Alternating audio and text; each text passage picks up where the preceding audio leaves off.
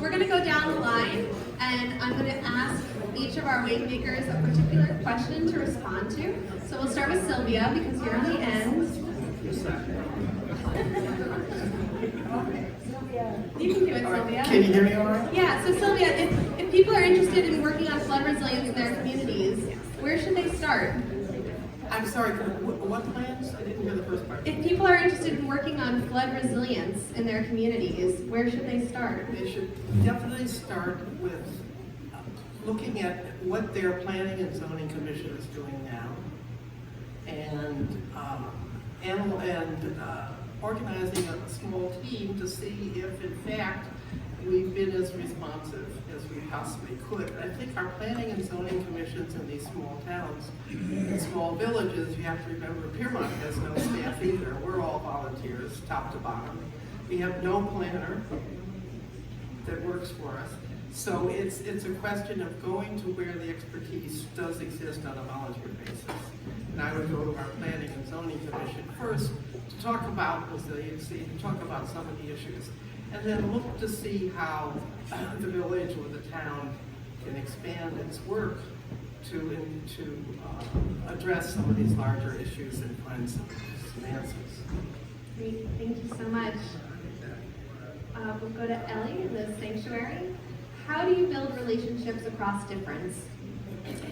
Well, we're really lucky to have an amazing team to work with in the Water Justice Lab because in North Central Troy, we're actually right by the river and right by Lock 1 of the Erie Canal. So just connecting to the fact that the river exists and that we do have challenges accessing it has been a really helpful way to bring folks together.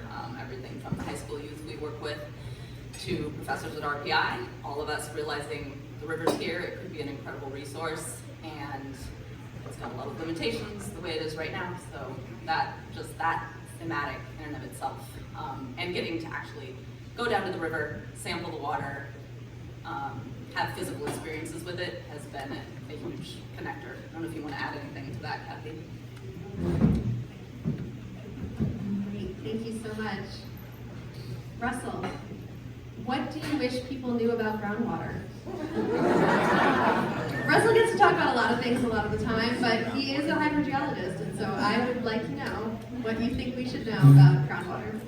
Got an hour. I do want to interject, though. I do want to interject a quick thanks to other people who have helped me with those watershed breakfasts. I loved organizing them for 15-some years, but I was not completely alone. When we got the project started, Mana Joe was a big part of getting those started. And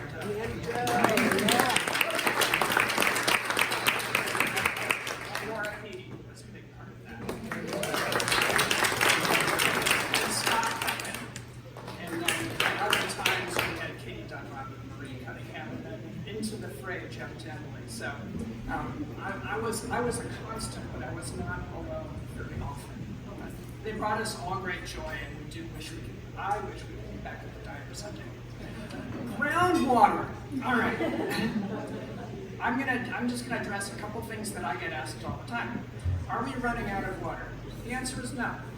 We have 35 to 45 inches of rain a year. Climate models suggest we're gonna have that or more in the future. Therefore, we have water. Pity the southeast, pity the southwest, pity many parts of the world.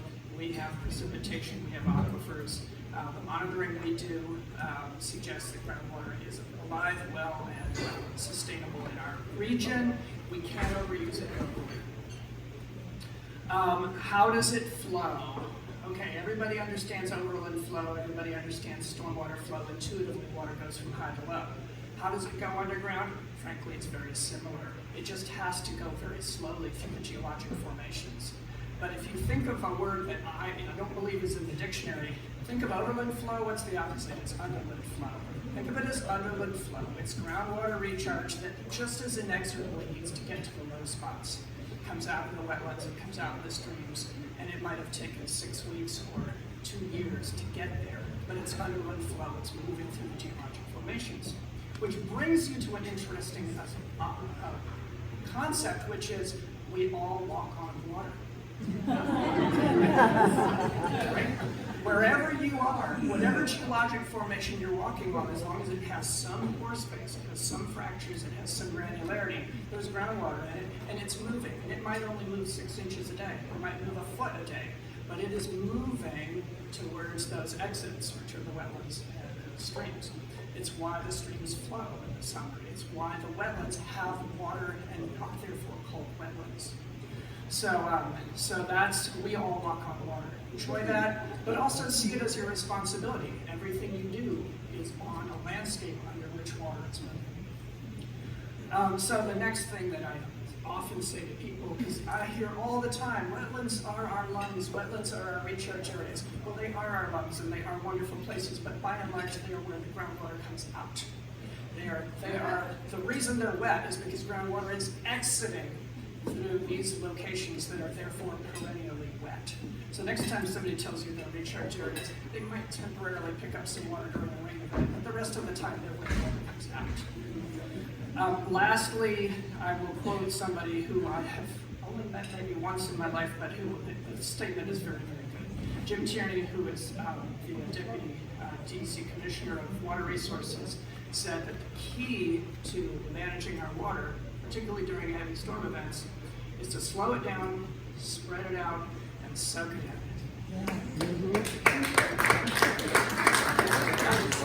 That is as true for groundwater as it is for preventing floods, right? As long as we can slow it down, spread it out, and soak it in, it is diminishing downstream flooding. It is also promoting groundwater recharge, which puts more of the water into the underflow. So those are my talking points.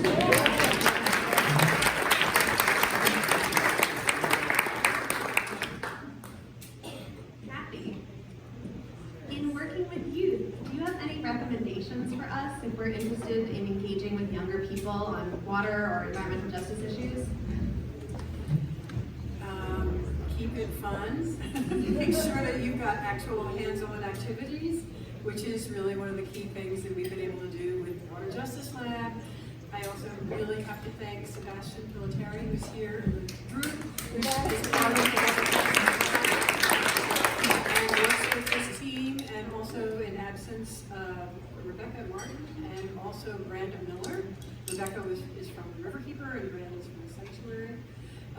It took, as Ellie was saying, took a team to put this whole project together. And you know, the students who we have coming through are working both with media and the radio to tell the stories of what they're finding in not just the Hudson River, but all of the estuaries that lead into the Hudson as well, from the source to estuary.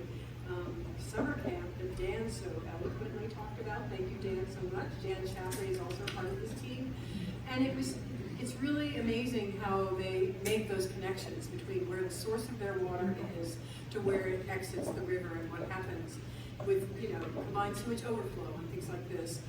The students don't often know kind of the capacity of the river and the estuaries, even though they live, as Ellie was saying, a block from the river. So it's really amazing to have this kind of introduction and then to hear their stories as to why they don't think about the river and how they learned that the river is really polluted and they should stay away from it. And so we're trying to work on telling those stories, but also making a difference in their whole community and their environment. Thanks.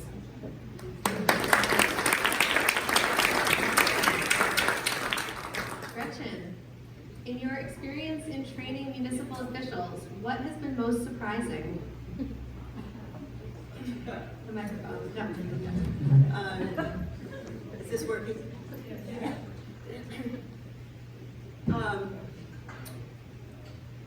I guess the one, I don't know if it's the most, one very surprising thing to me is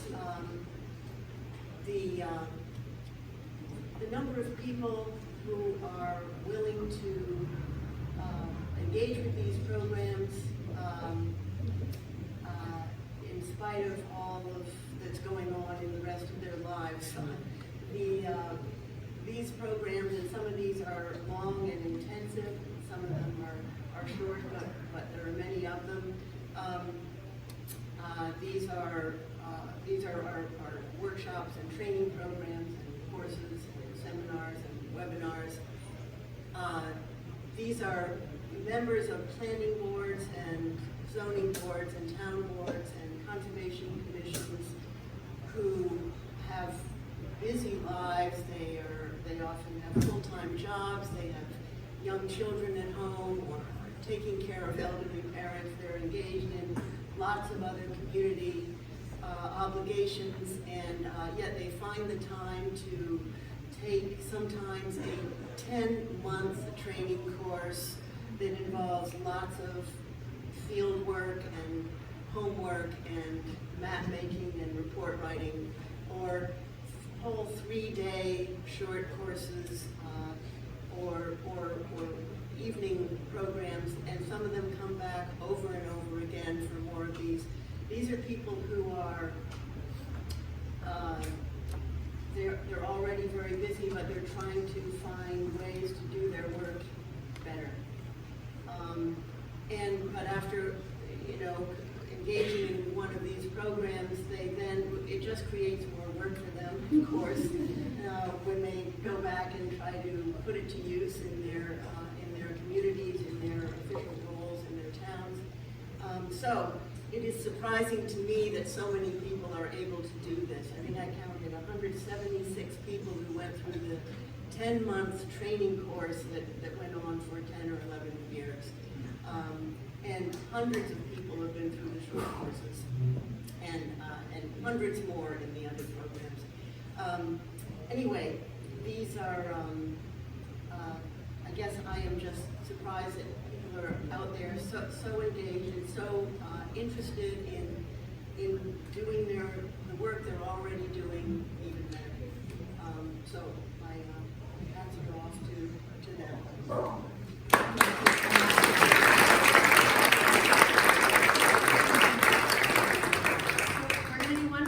And it's the same for everyone. If you could just go down the line, looking ahead, what makes you feel hopeful? Again, so many people are coming forward, learning about their river, learning about mitigation, learning about the planning issues that they can address, and coming together. When we started after Sandy, there was a lot of fear that the education would be a bad thing because people's real estate values would go down, knowing the issues. But that has mitigated, that has changed. People realize we do have a crisis, and they still want to stay in Piermont or some of the other coastal villages, and we come together to work on these issues, and I'm very hopeful because of that.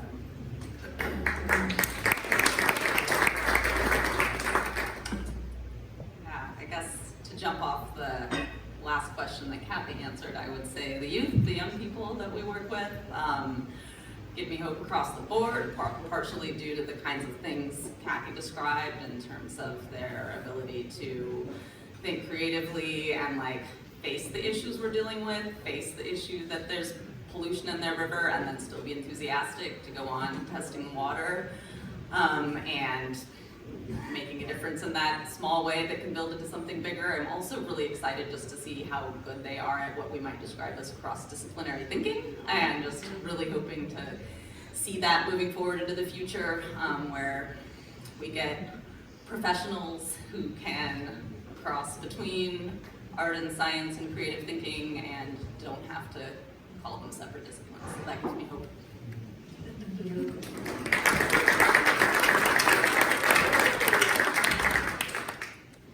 Yes to all of that. I would add two things.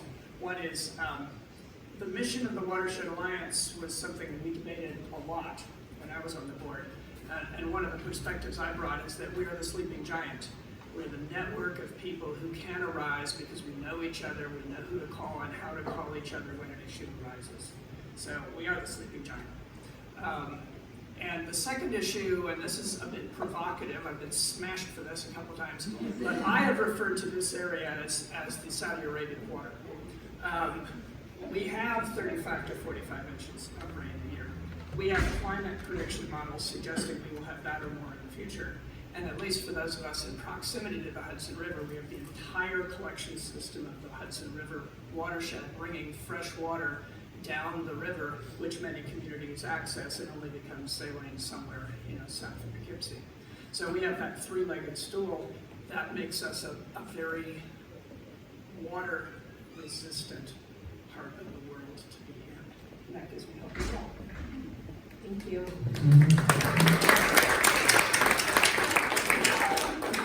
You know, the Sanctuary for Independent Media started about 18 plus years ago, and when we started, we were a kind of scrappy group of progressive media makers and artists and activists. And about 12 years ago, we started thinking, so we were very committed to social justice. And somewhere along the line, we started community gardens because a lot was empty, and we decided we'd rehab it, create some community gardens. And we began to realize the kind of importance of that within the community, and for everybody to literally get their hands dirty and to be able to grow things, to make a change that way. And that led us into the environmental justice that we're doing today with Nature Lab. And it's really been amazing to me and all of us at the Sanctuary, because we started, as I said, with social justice, getting into more science and combining art, science, and media. And it's something that people are really gravitating towards. We get more and more people coming to help and work with Nature Lab all the time now. And just to see the intent of people, you know, who want to reach out, who want to be engaged in our activities, our workshops, and also work with the youth is really like makes my heart just full. I'm really happy to see this, and I think it will just continue. So I'm really delighted that people can see the importance of these issues.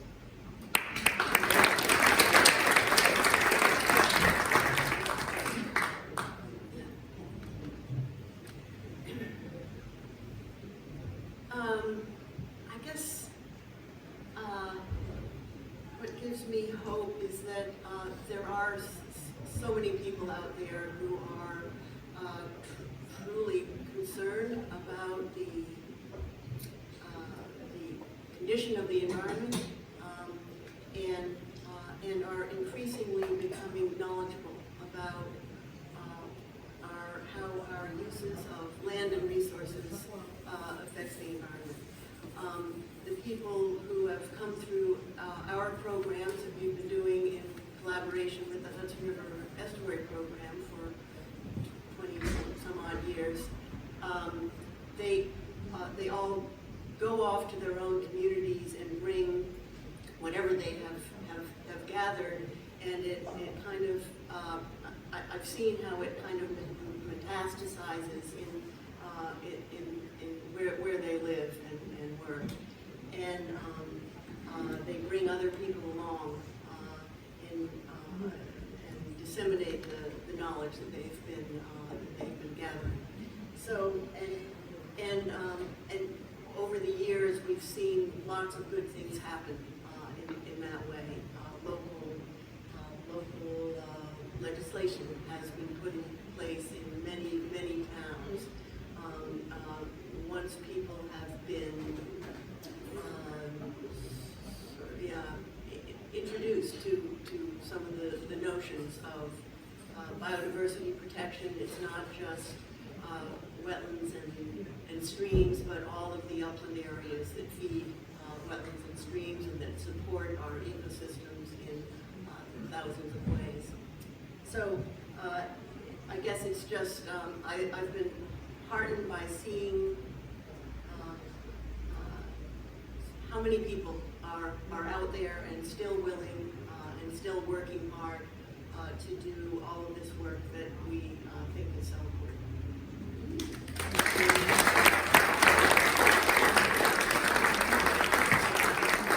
Well, this concludes our awards ceremony, so let's hear it one more time for our Watershed WaveMakers.